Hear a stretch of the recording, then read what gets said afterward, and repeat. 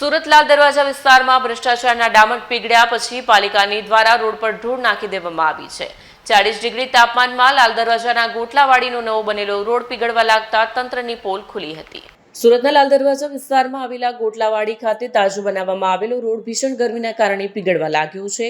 આ ઘટનાએ મકાન માલિકો દ્વારા કરવામાં આવેલા કથિત ભ્રષ્ટાચાર અને નબળી કામગીરીને ઉજાગર કરી છે।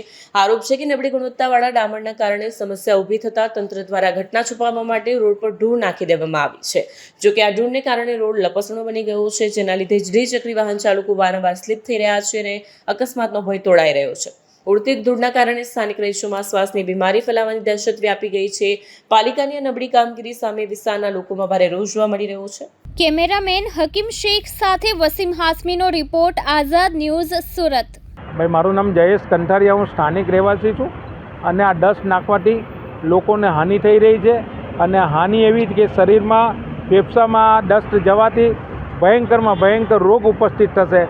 માટે તાકીદે સુરત મહાનગરપાલિકા આમાં યોગ્ય પગલાં લે એવી મારી વિનંતી। ખાસ કરીને જ્યારે અહીંયાથી લોકો જતા એક્સિડન્ટ થવાનો ડર હોય છે તો લોકો આજુબાજુ રહેવાસી જેને ત્યાં ધૂળ જાય છે, શું કહેવું? આ લાલ દરવાજાથી ગોટાલાવાડી તરફ જતા માર્ગ ઉપર વસવાટ છે અને લોકોના ઘરમાં બી ડસ્ટ આવે છે। આજે લોકો ગાડી પાર્ક કરે છે, ગાડી બી એકદમ દૂરમાં રંગાઈ જાય છે। તો તાકીદે આ ડસ્ટ નહીં ઉડે એના માટેની કાર્યવાહી સુરત મહાનગરપાલિકા કરે।